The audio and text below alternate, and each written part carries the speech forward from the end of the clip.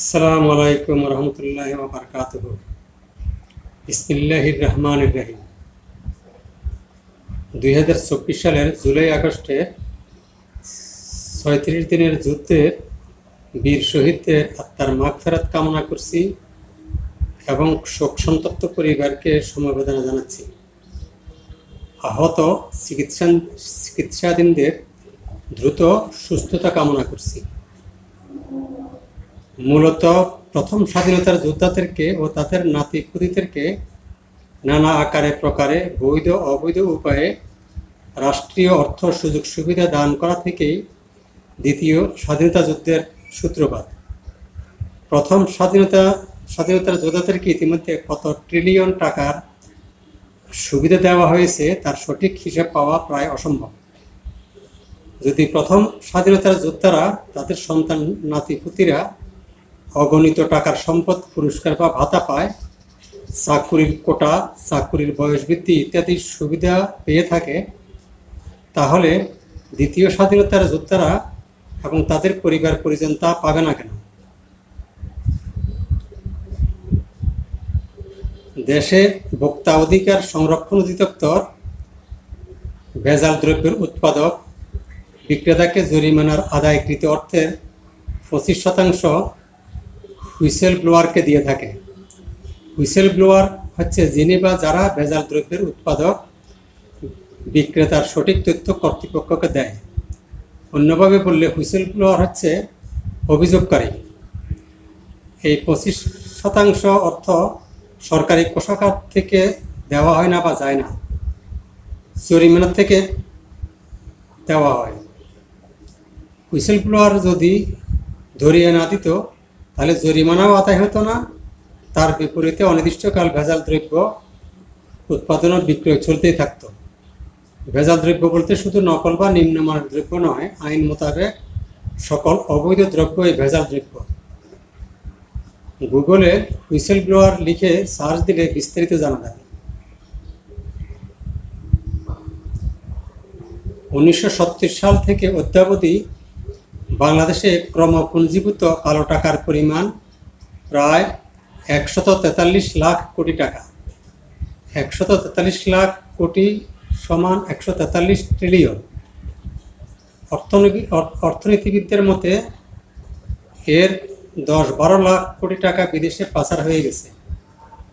গত 14-15 বছর ব্যাপী স্টাডি বা গবেষণা করে আমি দেখেছি যে অবশিষ্ট কালো টাকা, যার সরাসরি টাকায় বা নগদে নেই, দ্রব্যে বা স্থাবর সম্পদে রূপান্তরিত হয়েছে, এরূপ কালো টাকা বা সম্পদের অন্তত 20 লাখ কোটি টাকার সমপরিমাণ সম্পদ 1-2 বছরের মধ্যে উদ্ধার করা সম্ভব।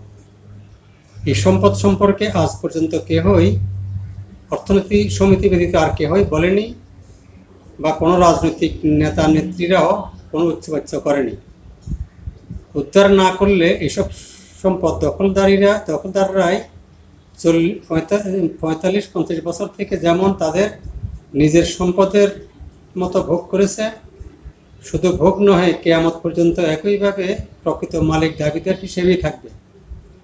এক কথায় বলা যায়, এখনই উদ্ধার না করলে এসব সম্পদ স্থায়ীভাবে বেহাত হয়ে গিয়েছে বলা যায়। এইসব কালো টাকা বা কালো সম্পদ মোটা দাগে 10-12 লাখ লোকের কবজায়।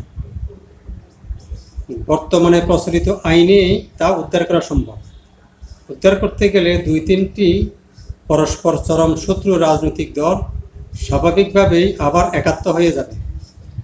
এদের সাথে থাকবে দুর্নীতিবাজ আমলা, ব্যবসায়ীদের নেক্সাস। এসব ব্যতীত কয়েক ট্রিলিয়ন টাকার বৈধ সম্পদকে গত 35-40 বছর যাবৎ কয়েক হাজার লোকের বা লক্ষাধিক লোকের নিকট এমনভাবে বিলি বন্টন করা হয়েছে যা জগতের এক অপার বিস্ময়। এভাবে রাষ্ট্রীয়ভাবে অকল্পনীয় বৈষম্যের সৃষ্টি করা হয়েছে। এসব বৈষম্য দূর করে ট্রিলিয়ন টাকার সম্পদ উদ্ধার করা ও ন্যূনতম সমতায় বিলি বন্টন করতে হবে। আর এই জন্য অন্তত 10 লাখ লোকের একটি মিলিশিয়া বাহিনী কাম প্রেসার গ্রুপ গঠন করতে হবে। কালো টাকা উদ্ধারে ও সাদা সম্পদের সমবন্টন করার কাজে এই মিলিশিয়া বাহিনী প্রেসার গ্রুপ হিসেবে কাজ করবে। আর এই প্রেসার গ্রুপকে উদ্ধারকৃত সম্পদে 5% থেকে 10% পুরস্কার, বোনাস, ইনসেন্টিভ বা প্রণোদনা হিসেবে দেওয়া হবে।